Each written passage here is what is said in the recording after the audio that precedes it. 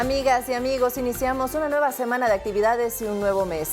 Quienes hacemos Telediario rendimos homenaje a todos los niños y niñas de nuestro país que en medio de esta emergencia sanitaria celebran su día como un ejemplo de fortaleza y resiliencia. Así iniciamos esta emisión de noticias. Bienvenidos.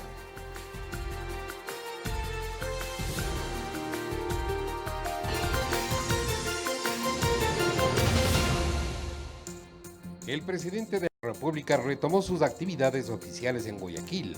Recibió la donación de 100.000 pruebas PCR y un equipo de epidemiología enviado por la canciller alemana Angela Merkel. La Fiscalía integró una fuerza de tarea multidisciplinaria para investigar los casos de corrupción denunciados durante la emergencia sanitaria por el COVID-19.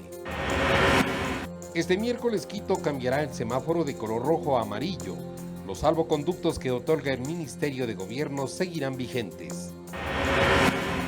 El Ministerio de Salud responderá a las necesidades de Quito frente a la emergencia sanitaria. Según la autoridad municipal, la capital está al borde de la saturación de las camas de las unidades de cuidados intensivos. En lo internacional continúan las protestas contra el racismo y el abuso policial en los Estados Unidos. Varios países europeos se sumaron a ellas. El mandatario norteamericano Donald Trump exige que las manifestaciones se contengan de manera más agresiva.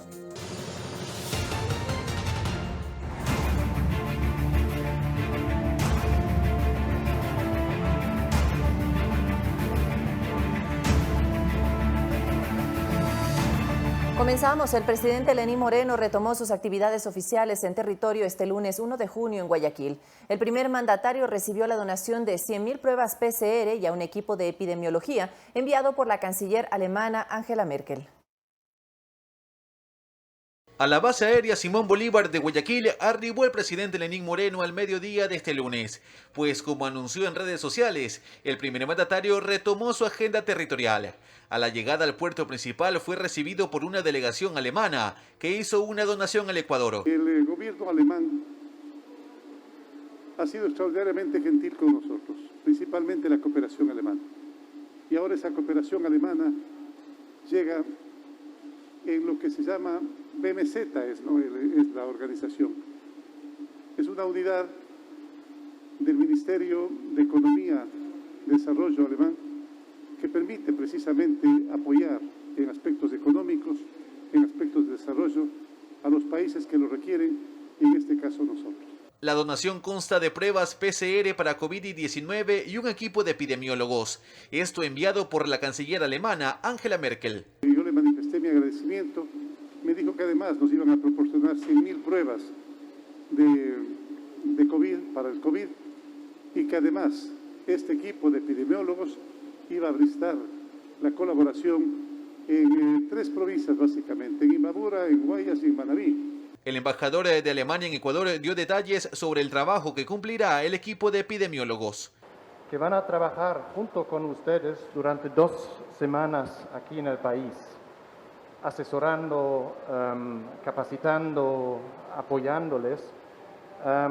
Hoy en día para nosotros, los 2 países, Ecuador y Alemania, es muy importante mejorar el diagnóstico. Eso es muy importante porque queremos apoyarles con una sostenibilidad. Es muy importante que estamos aquí en la crisis, pero antes y después también. Al arribo del presidente Lenín Moreno también llegaron el gobernador del Guayas y el ministro de Salud, Juan Carlos Ceballos, quien destacó la importancia de la ayuda internacional. La parte que quiero hacer énfasis es en la parte de capacitación. La pandemia está controlada, pero vamos a tener que seguir trabajando juntos. Esa capacitación la necesitamos y esperamos que nos puedan seguir apoyando. Luis Alfredo Zúñiga, Ecuador TV. 20.000 pruebas rápidas para detectar la COVID-19 fueron donadas al municipio de Quito por parte de los sectores productivo y empresarial de la ciudad, con el fin de impulsar una reactivación ordenada. El alcalde Yunda dijo que desde este miércoles se aplicarán 1.500 test diarios. A horas de que Quito entre a luz amarilla, la preocupación se mantiene por la escasa cantidad de muestras que se han tomado para detectar el COVID-19 en la ciudad. Hemos comenzado a hacer pruebas al taxista, al bucero, al operador del aeropuerto, al pasajero que llega a Quito, vamos a salir a los barrios. Dijo que hasta la fecha en total se han procesado 3.000 pruebas, pero que esta realidad se revertirá desde el miércoles cuando se incrementará la capacidad. Hemos encontrado un 6% de positividad. Eso es bueno decir a la ciudad, es decir, de cada 100 pacientes realizadas la prueba, 6 han tenido el coronavirus. Hoy comenzamos a hacer 800 pruebas diarias. Y cuando ya comienza el cambio de color, está previsto las 1.500 pruebas diarias. 20.000 pruebas rápidas se sumarán a las que ya tiene el municipio. Este lunes los sectores productivo y empresarial hicieron esta donación. Son canadienses, son para detección de anticuerpos, son pruebas rápidas. Más o menos se demoran como 10-15 minutos en dar el resultado. No, esto no es PCR. El objetivo es que la ciudad se encamine a una reactivación para recuperar las pérdidas, pero con actividades seguras, en las que los trabajadores sean sometidos a pruebas. Consideramos que se ha trabajado bien en cuanto a la decisión del confinamiento. Lamentablemente ahora tenemos que salir adelante, tenemos que salir a trabajar y lo más importante es hacer todas las pruebas que se puedan. La entrega se efectuó en los exteriores del Centro de Atención Temporal para Pacientes Infectados Quito Solidario en el Parque Bicentenario, donde ya se dio de alta a las 5 primeras personas. Están entre 45 y 55 años. Si bien este espacio cuenta con capacidad de 370 camas, al momento atiende solo a 19 contagiados, con sintomatología leve y moderada. Valeria Villarroel, Ecuador TV. El Ministerio de Salud ratificó que responderá a las necesidades de Quito frente a la emergencia sanitaria. Según la autoridad municipal, la capital se encuentra en el pico más alto de la demanda de atención y las camas en las unidades de cuidados intensivos están al borde de la saturación. La situación en los hospitales de Quito está en punto crítico. Con el pico más alto de contagios alcanzado a finales de abril, son esos casos los que ahora demandan atención. Y la realidad, según Laureano Restrepo, secretario de Salud del municipio de Quito encargado, es la siguiente. Las únicas 8 camas que tenemos disponibles de unidad de cuidados intensivos son 8 camas de pediatría del Hospital Baco Ortiz. 36 pacientes en espera de utilizar una cama de terapia intensiva. El ministro de Salud, Juan Carlos Ceballos, sabe que es el momento de mayor complicación. Sin embargo, asegura que se han dado las respuestas necesarias para que el sistema no colapse. Este lunes mismo se amplió la capacidad de camas en unidad de cuidados intensivos. Entraron a funcionar 37 nuevas UCIs COVID, 24 en el Hospital Enrique Garcés y 3 en el Hospital Pablo Arturo Suárez. Y que eso se ha hecho durante toda la emergencia, motivo por el cual el número de camas en hospitalización aumentó en un 180%, pasando de 132 a 236, mientras que las de UCI antes eran 31 y ahora son 116, acciones exclusivas para pacientes COVID, por lo que afirma que de ser necesario, existen otras alternativas de cobertura. Todo el Hospital Eugenio Espejo cuenta con 475 camas que podrían ser utilizadas. Que por ello también se cuenta con 7.400 profesionales de la salud para toda la provincia de Pichincha, 395 de los cuales se sumaron durante la emergencia. Alex Llanos, Ecuador TV. Este miércoles Quito cambia el color del semáforo al amarillo, pero preste mucha atención, los salvoconductos que otorga el Ministerio de Gobierno seguirán vigentes. Recuerde que Quito durante este lunes 1 y martes 2 de junio continúa con semáforo en rojo, por lo que las restricciones de movilidad aplicarán de la siguiente manera. Lunes solo circulan las placas terminadas en los siguientes dígitos: 1, 2, 3 y 7. Martes solo circulan las placas terminadas en los dígitos 3, 4, 5 y 8. Recuerde que el toque de queda en semáforo en rojo rige desde las 18 horas hasta las 5 de la mañana. En cuanto a las restricciones de movilidad en semáforo amarillo en la capital serán de la siguiente manera: miércoles 3 de junio, placa impar; jueves 4 de junio, placa par; viernes 5 de junio, placa impar; sábado 6 de junio, placa par; domingo 7 de junio no circulará ningún vehículo. Además, el toque de queda en color amarillo rige desde las 21 horas hasta las 5 de la mañana. En cuanto a los salvoconductos en la capital, mantendrán su vigencia pese al cambio de color en el semáforo de rojo a amarillo. Así lo informó el mayor Cristian Rueda, vocero de la Policía Nacional. Conductos siguen en funcionamiento porque hay actividades comerciales, hay determinadas labores que necesitan los ciudadanos, por ejemplo, en la entrega de insumos, en la entrega de implementos, en la entrega de alimentos, En estas circunstancias, pues, se necesita que todavía continúen en el uso de los salvoconductos. Y segundo, por el toque de queda.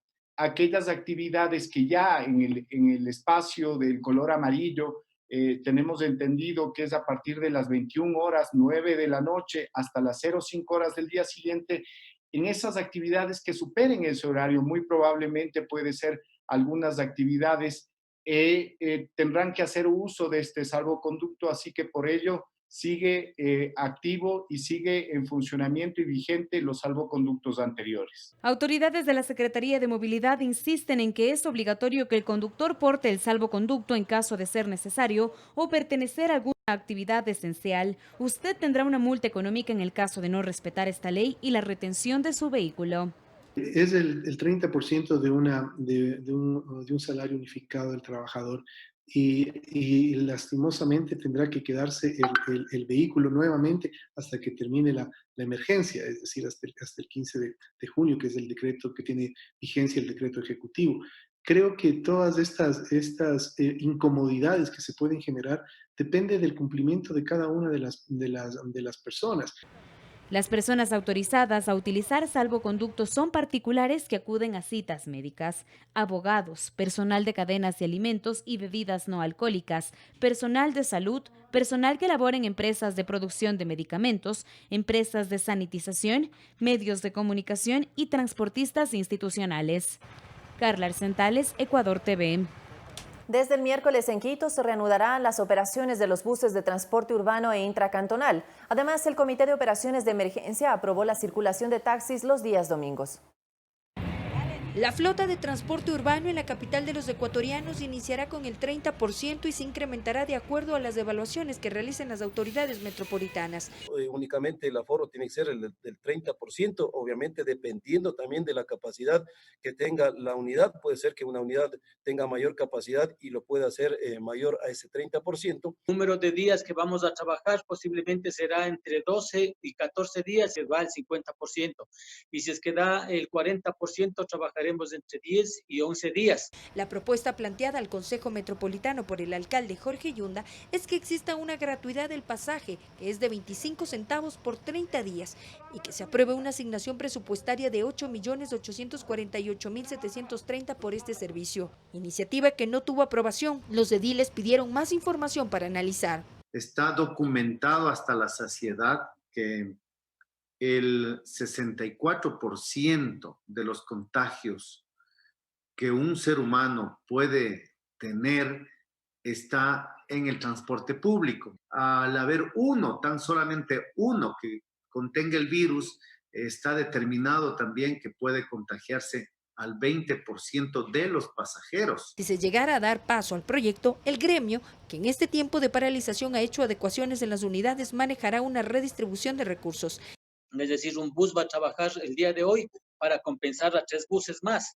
Entonces, los $200 no es que coge el propietario del bus solito, no, cogen 3 buses. El transporte intracantonal también podrá circular entre cantones de provincias colindantes que estén en amarillo. Que todo lo que se trata eficientemente en ruta y frecuencia, en conectar cantones que estén con color amarillo, que no exista paradas intermedias. Además, el Comité de Operaciones de Emergencia aprobó el tránsito de taxis de escala nacional los días domingos. Este domingo circulan absolutamente todas las placas respecto a taxis y a transporte de carga mixta.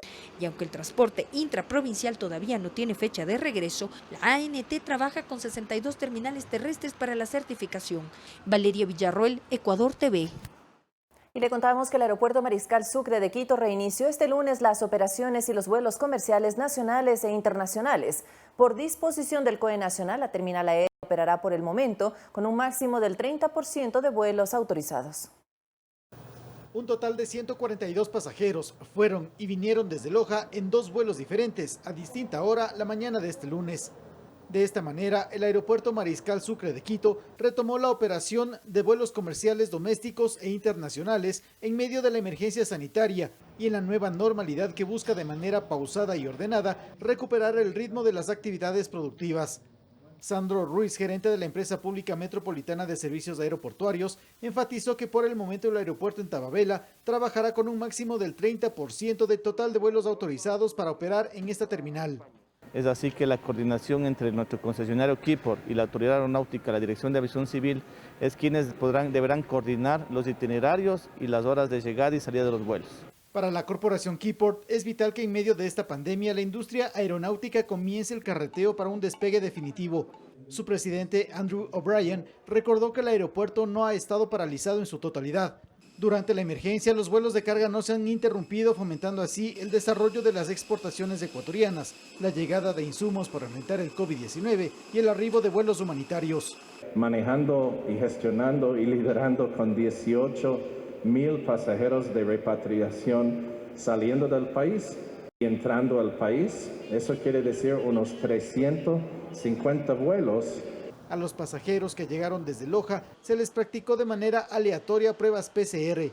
Según el alcalde capitalino Jorge Yunda, si algún pasajero es positivo para coronavirus, deberá aislarse, así llegue desde otro punto del país. Y estar pendientes de esos resultados, estar pendientes de esa tasa de positividad e ir tomando decisiones. Para este jueves se espera el arribo a Quito de 2 vuelos comerciales internacionales de las aerolíneas American y United Airlines procedentes de Miami y Houston en Estados Unidos respectivamente. Javier Ceballos, Ecuador TV. Mientras tanto, en la ciudad de Guayaquil, las operaciones del aeropuerto José Joaquín de Olmedo iniciarán primero con vuelos internacionales y desde el 15 de junio con vuelos nacionales. El aeropuerto estará habilitado el miércoles 3 de junio. La aerolínea Spirit reiniciará su frecuencia Fort Lauderdale-Guayaquil. Las autoridades garantizan que se respetarán los protocolos de bioseguridad con medidores corporales de temperatura para pasajeros que deben usar mascarilla en todo momento, ya sea en la terminal o en la aeronave. En las salas de espera están deshabilitadas las sillas centrales con señalética para prohibir que pasajeros se sienten juntos. La aplicación del examen rápido será de carácter obligatorio. 13,000 compatriotas lograron regresar al Ecuador desde distintos países en medio de la pandemia gracias a la gestión de la Cancillería. La coordinación entre estados es fundamental para concretar el retorno de estos ciudadanos. Hasta la madrugada de este lunes, la Cancillería lideró la repatriación de compatriotas residentes en el exterior y que debido a la pandemia del COVID-19 necesitaban retornar al país. La coordinación de los consulados en el exterior con los gobiernos de residencia permitió gestionar la mayor repatriación en la historia del país. Cerca de 13,000 compatriotas lograron retornar, como confirmó el embajador José Valencia, ministro de Relaciones Exteriores. Ha sido un trabajo arduo, el traerlos desde sitios muy lejanos, en medio de un caos, porque las aerolíneas internacionales no están operando. En total se gestionaron retornos de ecuatorianos desde 55 destinos en los 5 continentes. Se necesitaron 123 vuelos internacionales. La cuarta parte de ellos fueron gratuitos y se obtuvieron 404 pasajes de cortesía para personas en necesidad. No ha dejado de haber errores, lo reconocemos. Una operación de tal envergadura es imposible que no los haya. Pero lo importante, una vez más, es haber tenido ese honor de servir al país y hacerlo positivamente. Es la mayor repatriación de ecuatorianos de toda nuestra historia. Los controles sanitarios implementados a la llegada de los compatriotas es parte de la articulación con otras instituciones estatales para evitar la propagación del virus en nuestro territorio. Así lo comenta Carlos Alberto Velástegui, viceministro de Movilidad Humana. Fue una tarea titánica, una tarea con la que iniciamos sin mayor conocimiento de los mecanismos que teníamos que aplicar. Se produjo una pandemia, tuvimos que reaccionar de la manera más oportuna y prácticamente desde el momento de que hubo el cierre comenzamos a articular. El apoyo de la Cancillería no solo fue para la planificación de vuelos, también se dio apoyo a los ecuatorianos que requerían atención médica en el exterior y gestión de extensión de visas y plazos migratorios. Una ardua labor que culminó este lunes, luego que el COE Nacional permitió retomar las operaciones aéreas comerciales internacionales en el país. Carlos Flores, Ecuador TV. Al programa Reactívate Turismo se anclan otros proyectos de la cadena productiva del sector, como el denominado Cocina Segura, que plantea acciones encaminadas a recuperar la economía, pero garantizando la salud de los clientes. Los pasos previos se anunciaron hace una semana mediante el plan Reactívate Turismo, que entre sus ejes se contempla la facilidad de créditos para financiar a las MIPYMES, a las micro, pequeñas y medianas empresas vinculadas al sector turístico. Van a poder acceder desde $500 hasta $500,000 con unas condiciones preferenciales. 36 meses plazo, 6 meses de gracia y una tasa de hasta el 5%. porque las pérdidas del sector superan los 686 millones de dólares y esta es una alternativa para oxigenarse. Pero además, la iniciativa contempla la reactivación de los destinos con protocolos de bioseguridad. Por ejemplo, Daniela Llanes es miembro de la Asociación de Chefs, desde donde se promueven capacitaciones para los trabajadores de restaurantes con el proyecto Cocina Segura. Van a aprender desde el uso de los guantes, el uso de mascarilla, el tema de la sanitización y la limpieza de los lugares de trabajo, también cómo tiene que ser la higiene del personal, porque es súper importante, también saber cómo es el tema del delivery, que es lo que se va a usar ahora. Es hacer que las personas se capaciten para poder dar seguridad tanto a sus clientes como al personal que trabaja tanto en restaurantes como en emprendimientos pequeños. En hoteles, restaurantes y más sitios de la cadena productiva turística debieron hacer inversiones adicionales para cumplir con los protocolos de bioseguridad, advierte uno de los representantes del sector hotelero, por lo que la recuperación económica se proyecta a unos 18 meses en primera instancia, con el cambio de color al amarillo en el semáforo de emergencia. Porque yo para reactivarme, lo he dicho, tienen que estar las carreteras abiertas, los transportes terrestres y las líneas, los buses reactivados, en los aeropuertos abiertos, las líneas aéreas funcionando ya, y las empresas funcionando, porque yo tengo el turismo nacional, internacional y el corporativo.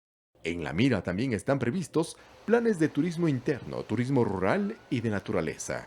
Los establecimientos van a estar capacitados de la mejor manera para poderles dar seguridad a los clientes. El sector está preparado y vemos con muy buenos ojos que se reactive lo más pronto que pasemos a amarillo. Eduardo Córdoba, Ecuador TV. Y el sector empresarial está a la expectativa de la reanudación de más actividades económicas con el cambio de color del semáforo amarillo a partir de este miércoles. En los últimos 70 días por la cuarentena, las pérdidas se estiman entre 12.000 y 15.000 millones de dólares.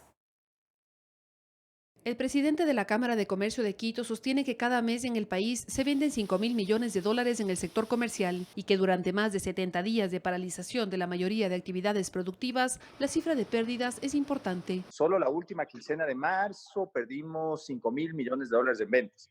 Entonces, haga los cálculos, alrededor de 5.000 millones de dólares en ventas. Eso implica que el país en este momento debe haber perdido alrededor de 15.000 millones de dólares. Es una cifra que no es menor. Alarcón indica que dado que Quito cambiará su semáforo a amarillo desde el 3 de junio, la reactivación será paulatina y las ventas no se recuperarán de inmediato. Citó el caso de lo ocurrido en Guayaquil. Los centros comerciales, por darle un ejemplo, abrieron en Guayaquil. Me parece que la semana pasada entraron en la semaforización amarilla. La concurrencia de la gente estuvo en alrededor del 15 al 20%. Entonces, las ventas van a ir subiendo poco a poco.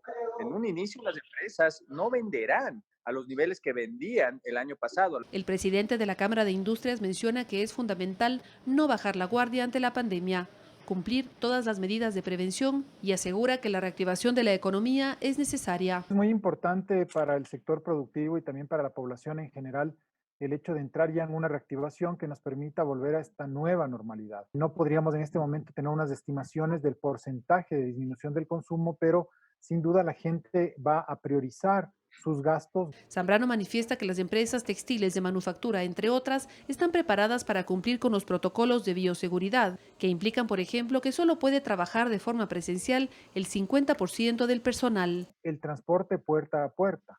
De igual manera, la entrega de todo el material de seguridad que se requiere en la producción. Tapabocas, antifaces y también todo lo que tiene que ver con gafas industriales. Verónica Rivadeneira, Ecuador TV. Las empresas textiles aplican estrictos protocolos de bioseguridad para el ingreso de los empleados y durante toda la jornada laboral, desde la toma de temperatura hasta la señalización en el piso en los lugares de trabajo para respetar el distanciamiento de 2 metros. En Amaguaña, en esta empresa textil, en medio de la labor de coser mascarillas y trajes de bioseguridad, los trabajadores se acostumbraron a seguir protocolos estrictos. Desde su ingreso, cuando se les toma la temperatura, desinfectan sus zapatos y mantienen la distancia de 2 metros al entrar. Hemos elaborado un plan interno, ¿sí?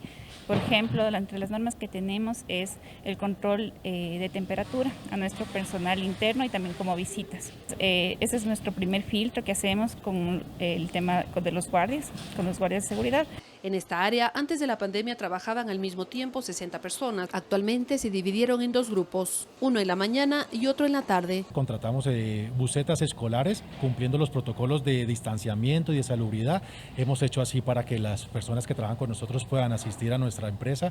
Si una persona presenta temperatura de 37.5 grados, no se le permite el ingreso. Si bien no hay ningún caso, tienen un plan si llegara a presentarse alguna sospecha del mismo. Si tenemos un sospechoso de COVID, lo que hacemos es referir al IES para hacer las pruebas correspondientes. Una alianza con nuestro laboratorio de convenio para con ellos, en el momento que tengamos casos, referirlos para hacer las pruebas rápidas. En todo momento, los trabajadores cumplen con protocolos de bioseguridad desde su ingreso a la planta, el horario del almuerzo y también durante los turnos de trabajo. Todos los trabajadores de manera obligatoria portan la mascarilla durante toda la jornada laboral. Hay gel desinfectante en las mesas. Hasta el piso está señalizado para que se respete el distanciamiento de 2 metros.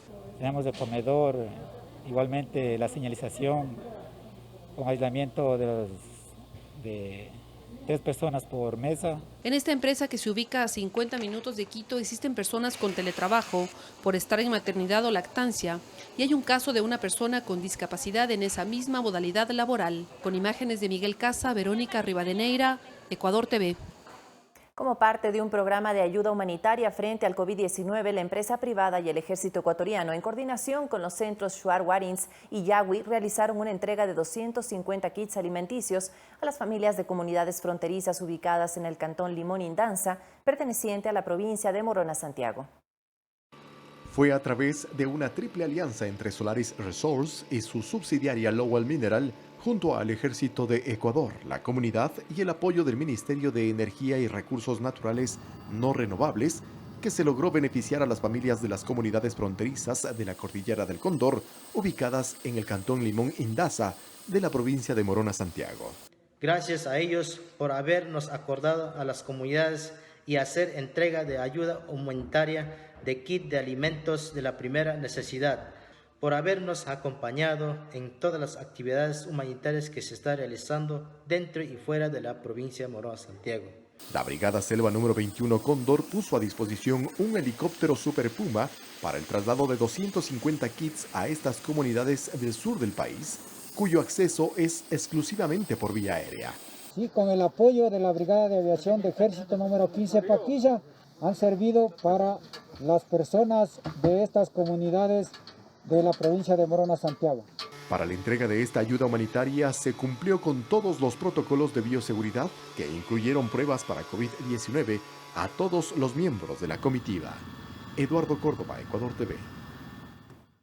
Y la mayoría de cantones del país se preparan para cambiar el semáforo a color amarillo en las próximas horas. Con esta medida, las personas regresarán a sus actividades, pero aún se mantiene el riesgo de contagio por COVID-19. Frente a esto, los especialistas recomiendan el consumo de vitamina D para reforzar el sistema inmunológico y proteger el corazón para evitar ser vulnerables al virus.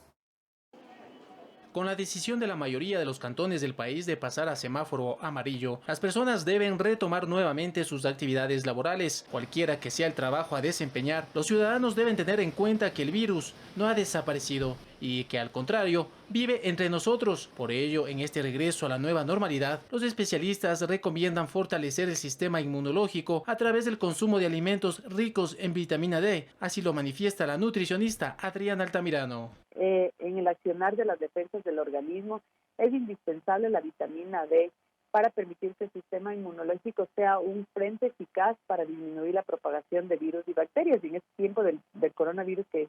La especialista señala que el cuerpo produce directamente vitamina D cuando la piel se expone directamente a los rayos solares, un proceso que fue anulado en muchas personas por el periodo de cuarentena. En este aspecto es necesario, indica, consumir alimentos que permitan recuperar esta valiosa vitamina que incide directamente en el sistema inmunológico, defensa natural del cuerpo contra las infecciones. La vitamina D está presente en algunos alimentos como pescados azules, salmón, atún fresco, mariscos, en el hígado de origen animal. Por lo tanto, los huevos, el queso y la leche son alimentos que no deben faltar en nuestras mesas, indica la especialista. Por ejemplo, la leche de vaca es reconocida por su alto aporte nutricional, no solo en vitaminas, minerales, sino en proteínas también. Y es considerado uno de los alimentos más completos para el ser humano. Por eso es que La fuente más importante de calcio biodisponible está en la leche. Además, la leche contiene vitamina D, específicamente en su porcentaje de grasa. Mantener un corazón sano es otro de los factores importantes para evitar ser presas fáciles del COVID-19, pues evidencias científicas demuestran que el virus ataca al sistema cardiovascular y por ende afecta en mayor medida a quien padece enfermedades como insuficiencia cardíaca. Así lo indica el doctor Gregory Celis. El riesgo de estas personas ante el coronavirus es mucho más alto. ¿Por qué? Porque se ha demostrado y hemos escuchado últimamente que el coronavirus sí genera daños cardiovasculares, no solo a nivel del corazón, sino a nivel de los vasos sanguíneos. En Ecuador existen 200.000 personas con insuficiencia cardíaca. Por ello, señala, es vital cuidar este órgano consumiendo comida sana y adquiriendo hábitos alimenticios saludables. No fumar, por favor. No hay como fumar. No tomar licor. Tanto el cigarrillo como el tabaco generan depresión o bajan todo el sistema inmune. Por eso pedimos que por favor dejen el tabaco y el alcohol a un lado. Juan Carlos Figueroa, Ecuador TV.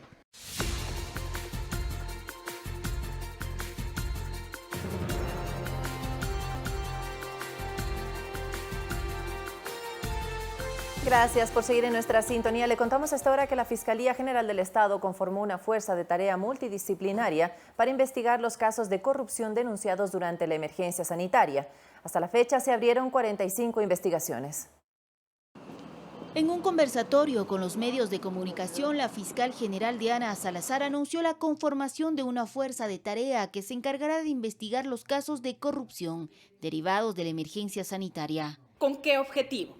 De garantizar la objetividad en las investigaciones, unificar procedimientos investigativos por estos tipos penales, sobre todo evitar la impunidad y blindar los procesos de presiones quizá políticas o conflicto de intereses que se puedan generar en las provincias. Este grupo lo liderará la fiscal Diana Salazar y lo integrarán 3 fiscales de la Unidad de Lucha contra la Corrupción, 5 fiscales de la Unidad de Lavado de Activos.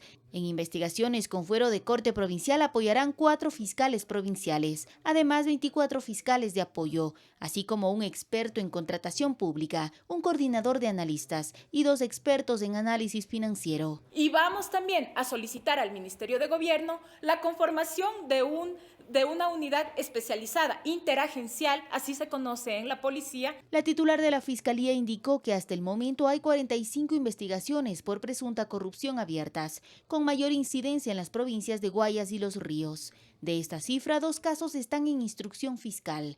Los 43 casos restantes se encuentran en investigación previa. Todos estos expedientes, a partir de ahora, vamos a disponer que sean trasladados acá a la ciudad de Quito, bajo la coordinación de la doctora Ivonne Proaño, para que puedan ser repartidos de manera equitativa. De la misma forma, los nuevos casos serán atendidos por este equipo. El presidente del Consejo Directivo del IES, Jorge Guatet, informó que el comité de ética que se conformó durante la gestión de su antecesor, Paul Granda, ya identificó acciones irregulares. El cual levantó ya 165 denuncias. Nosotros hemos levantado en este mes 614 más.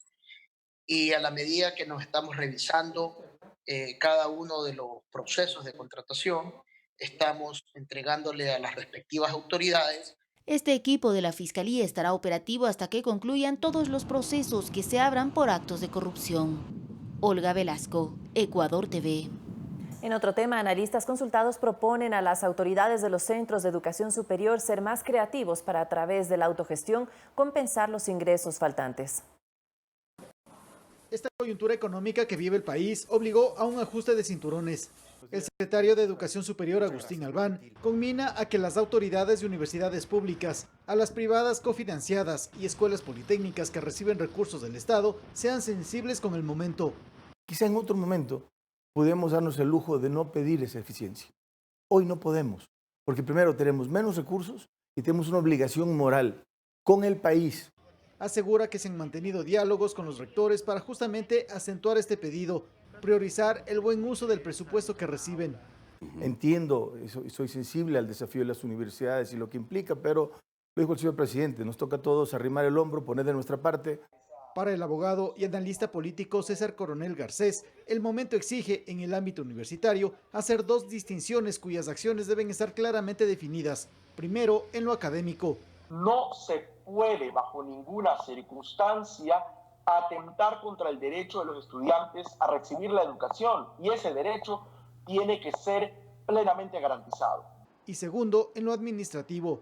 Con creatividad, autogestión y por supuesto con mucha comprensión de la realidad que vivimos, buscar mecanismos no solamente para ingresos que puedan tener las universidades. Decisiones y políticas universitarias que deben partir por comprender lo siguiente. Las fuentes de ingresos para las universidades se han visto afectadas. Es decir, no se trata únicamente de un tema de una decisión gubernamental apresurada o antojadiza.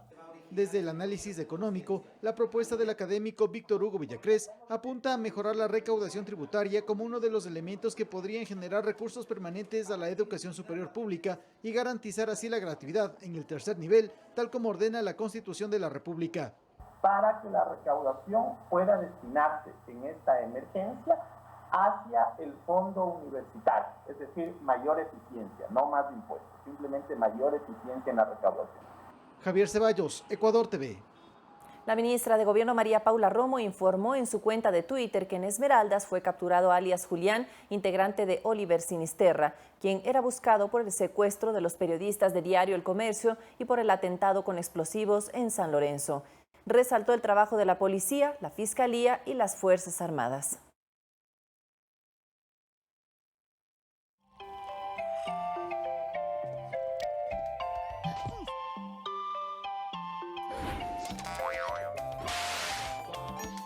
Mira, papá, el Palacio del Juego 3000, lo último en tecnología de diversión. Lamento decirte esto. En el Día del Niño, el vicepresidente de la República, Otto Sonnenholzner, y el gobernador del Guayas, Pedro Pablo Duarte, visitaron la Casa Hogar Guayaquil y el Hospital del Niño. Estos son espacios dedicados a cuidar y proteger a los menores que forman parte del Ministerio de Inclusión Económica y Social. Un pequeño mimo les dio la bienvenida a las autoridades en la Casa Hogar Guayaquil, mientras otros ya tenían preparado todo un show para celebrar el Día del Niño. Un acto que también contó con la participación del segundo mandatario, quien demostró sus destrezas con las mascotas. Nuestros niños siempre están prestos a recibir la ayuda que se les pueda dar. Ventajosamente contamos con grupos de personas que constantemente visitan y están pendientes de Casa Hogar Guayaquil. Pero para nuestros niños, sobre todo, están muy emocionados. El hecho de recibirlos aquí y con todas las medidas que la emergencia sanitaria exige, poder compartir con ellos esta jornada. Estamos celebrando el Día del Niño no solamente hoy, sino los 365 días del año. Tenemos que apoyarlos en su crecimiento, en su desarrollo, para que sean personas de bienestar. Cumpliendo con todas las medidas de bioseguridad y en compañía del gobernador del Guayas, el vicepresidente también visitó el Hospital del Niño Francisco de Icaza Bustamante, donde compartieron con pacientes con patologías respiratorias y gastrointestinales. En este día tan especial para los más pequeños, la hazaña de los superhéroes para enfrentar la pandemia no se hizo esperar. Brindándole el apoyo, el soporte, el impulso que necesitan para que sean quienes transformen nuestra sociedad, nuestro país. Desde la Gobernación de la provincia del Guayas hemos querido hacer este pequeño homenaje. Estamos muy agradecidos a la presencia también del vicepresidente que nos ha acompañado en este día tan importante, con ese mensaje de esperanza para todos los niños. La Casa Hogar Guayaquil alberga a menores en estado de abandono y vulnerabilidad, a quienes, a través del MIES, el gobierno ecuatoriano les provee de salud, alimento y educación. Poder compartir con ellos, pero sobre todo impulsarlos en su desarrollo. Esa es parte de nuestro trabajo, el seguir generando igualdad de oportunidades para todos, sobre todo para los más pequeños. Mariuxi Buenaño, Ecuador TV. Una característica de la infancia es tener sueños e ilusiones. Hoy 4 niños nos cuentan cómo se esfuerzan para alcanzar esas metas. Corredora de karting, Doménica Arellano tiene 11 años, pero desde los 6 ya empezó sus entrenamientos y se ha convertido en una de las 20 mejores pilotos de Europa y una de las 3 mejores de Ecuador. Incluso representó al país en la Le Mans de Francia. Nos cuenta la clave de su éxito. Me capacité y fui a entrenar todos los días. Después de terminar clases, corrí carreras, cogí más experiencia y así es como lo logré. Hoy tiene más de 100 copas. Y mi sueño actual es llegar a la Fórmula 1 y ser uno de los mejores pilotos. Nico Zúñiga también es corredor de karting. De igual manera ha logrado grandes resultados a punta de esfuerzo. En este Día del Niño que se celebra en cuarentena nos cuenta. Yo extraño bastante, yo extraño a mis amigos del karting, a mis amigos del colegio y también extraño obviamente el karting y también extraño estar a altas velocidades. En el mundo del arte nos encontramos con Ramsés Maldonado, quien desde los 5 años se descubrió pintor y hoy con 13 sigue día a día trabajando en sus acuarelas. También entrena arduamente natación para llegar a ganar competencias nacionales. Para cumplir su sueño necesitan tener mucho esfuerzo, chicos. Si tienen un sueño, nunca lo suelten, chicos. Necesitan trabajar muy duro, a veces van a querer rendirse, pero chicos, no se rindan. Pasiones que se cultivan desde muy temprano. Andrés López es chelista, viene de una familia de músicos. A los 7 años ya ingresó al Conservatorio Nacional de Música, con el claro objetivo de llegar a tocar piezas cada vez más difíciles. Con 11 años se siente contento de poder compartir su música en varios escenarios. Expresar sentimientos, pero a través del instrumento. No con palabras, sino a través de las notas musicales. Cada uno de estos niños nos hablan de pasión, esfuerzo, perseverancia y disciplina, pero en esta travesía están acompañados del amor de sus padres, que los motiva a caminar paso a paso. Sofía Montoya, Ecuador TV. Y la Secretaría de Inclusión del municipio de Quito festejó a 274 niños y niñas de la parroquia de Yaruquí. Los menores recibieron kits con material lúdico para continuar sus actividades escolares mientras se supera la emergencia sanitaria.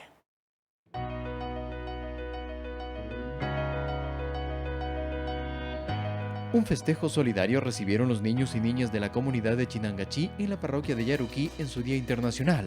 En total, fueron 274 niños los que recibieron kits infantiles de parte de la Secretaría de Inclusión del municipio de Quito, gestionados por la Fundación Solidaridad y Vida, con el fin de alegrar a los más pequeños en estos tiempos de COVID-19. Con este programa, se cerró además la primera fase de entrega de ayuda por la pandemia de coronavirus a los que menos tienen. Así lo confirmó Gabriela Quiroga, secretaria de Inclusión Económica del municipio capitalino. Los niños, como ustedes saben, lo que les interesa y lo que les gusta es del juego y que sean atendidos de diferentes maneras. Eso estamos haciendo ahora a nivel de todo el distrito metropolitano y seguiremos gestionando más ayuda. Los kits incluyen, además de elementos lúdicos y ropa, elementos de aseo personal para que los niños aprendan a convivir con esta nueva normalidad. Debemos tener principal interés en que ellos se laven las manos, mantengan distancia social y sobre todo usen la mascarilla. La presidenta de la Fundación Solidaridad y Vida, María Augusta Sánchez, mencionó que durante estos meses de emergencia sanitaria, el trabajo en conjunto con la Secretaría de Inclusión ha permitido recorrer la ciudad y llegar a los lugares más necesitados. Dedicarnos a los niños, apoyar a los niños en este momento y hemos cubierto en su mayoría todo lo que es la ciudad de Quito. Los padres agradecieron el gesto y comentaron que durante estos meses de confinamiento, los pequeños han tenido que restringir los juegos y salidas para evitar contagiarse con el virus. El tiempo en casa y en familia son parte de las actividades realizadas durante estos meses. Busquemos opciones que puedan a los niños darles para que ellos no pasen simplemente cerrados, sino puedan salir y saber que podemos salir adelante de esta pandemia. Una celebración que por un momento les dio respiro a los niños en su día y que muestra cómo será de aquí en adelante, los días en época de pandemia. Carlos Flores, Ecuador TV.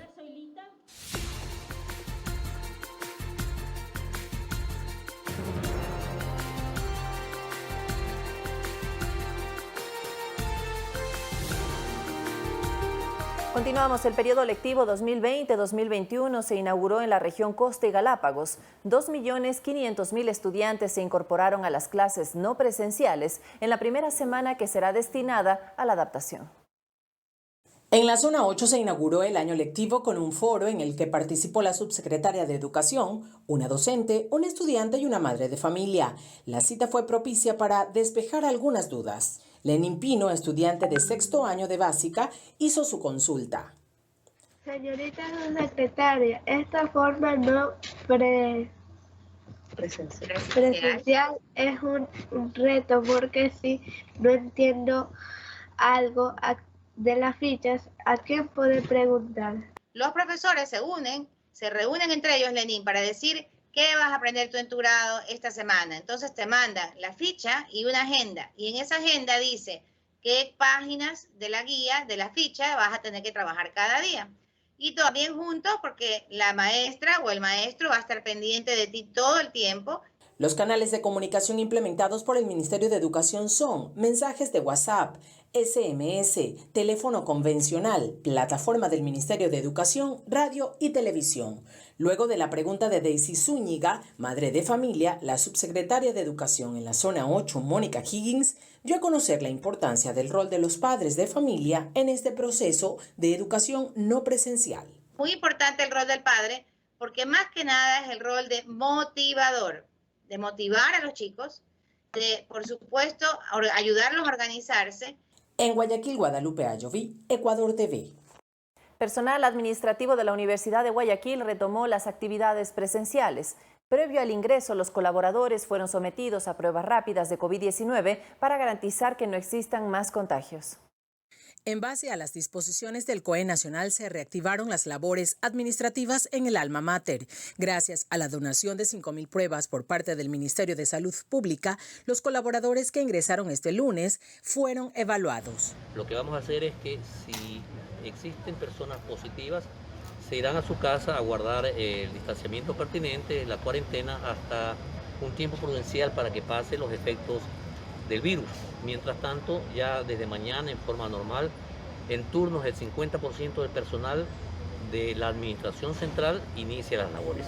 En la Universidad de Guayaquil se aplicaron los protocolos correspondientes para las pruebas. Primeramente tenemos control de temperatura, pues el distanciamiento que tenemos de paciente a paciente, su protección, las medidas de protección, mascarilla, uso de guantes, lavado de manos o utilización de alcohol en gel de paciente a paciente. Los trabajadores se mostraron satisfechos con las normas de bioseguridad implementadas. Antes de poder reintegrarnos nos están haciendo las pruebas del COVID para poder estar seguros de que nadie está positivo. Está muy bien, nos hicieron sentar afuera con unos cuantos metros de distancia y sí, o sea, hemos esperado, pero considero que es correcto que nos hagan la prueba antes de entrar. Roberto Pazley indicó que el proceso de matriculación será en línea como se realizó en 2019. Para la titulación, la sustentación será de la misma forma. Y esto va a coincidir con el examen de evaluación terminal que tiene que hacer el CASES. Y ellos también ya han señalado fechas que tendremos que hacer que coincidan las fechas. De todas maneras, el Ministerio de Salud tiene que poner otras fechas que ojalá sean coincidentes. Los estudiantes deben estar tranquilos, que lo que menos se pretende es que se vulneren sus derechos. En Guayaquil, Guadalupe Ayoví, Ecuador TV.